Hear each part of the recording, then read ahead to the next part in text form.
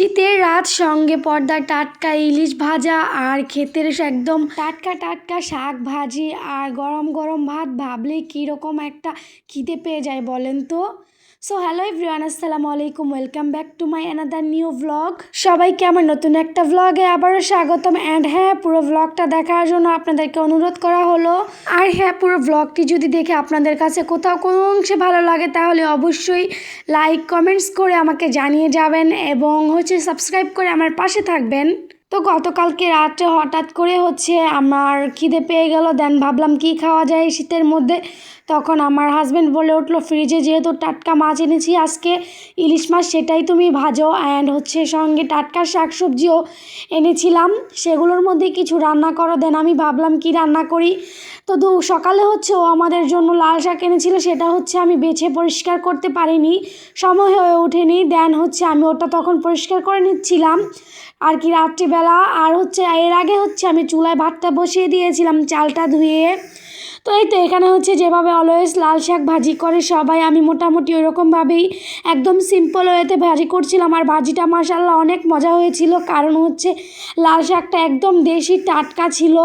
আর এর মধ্যে তো চুলায় আমি আরেকটা কড়াই বসিয়ে দিয়েছিলাম ইলিশ মাছ ভাজার জন্য। এখানে তো কড়াইটা পর্যাপ্ত গরম করে তারপরে এর মধ্যে আমি সরিষার তেল দিয়েছিলাম। ভাবলাম যে সরিষার তেলেই মাছটা ভাজি, যাতে করে খেতে খাওয়ার টেস্টটা আরও বেড়ে যাবে, মাছের টেস্টটা আরও বেড়ে যাবে। ইলিশ মাছ কিন্তু সরষার তেলে ভাজলে টেস্টটা আরও দ্বিগুণ হয়ে যায়। আর এই তো এখানে যখন আমি মাছটা ভাজতেছিলাম তখন আমার খিদেটা দ্বিগুণ হয়ে যাচ্ছিল। মানে এটা ভাজার আগে রান্না করার আগে আমার যতটা খিদে না পেয়েছিল, তাতে আমার ভাজার সময় তার থেকে দ্বিগুণ খিদে পেয়ে গিয়েছিল। দেন এই তো এখানে আমার লাল শাকটা কি সুন্দরভাবে ভাজি হয়ে গিয়েছে, মাশাআল্লাহ।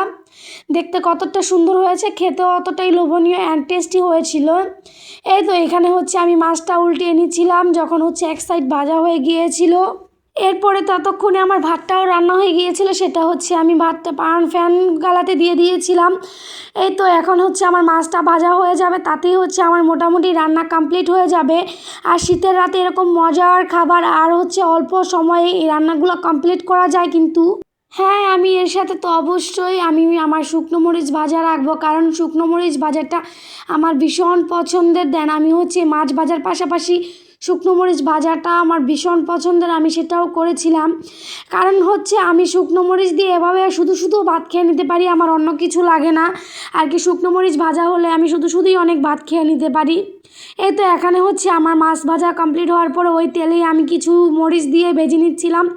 এই মরিচটা তো একান্তই আমি খাবো, আমার হাজব্যান্ড খাবে না, কারণ আমি লাল শাকে শুকনো মরিচ দিয়েছিলাম, ও সেটাই খাবে। দেন এই তো আমার এখন সব করা কমপ্লিট। ততক্ষণ আমি একটু বেরেস্তাও করে নিয়েছিলাম, কারণ ভাতের সাথে কিন্তু পেঁয়াজের বেরেস্তাটা আর মাছ ভাজার সাথে ভালোই যায়।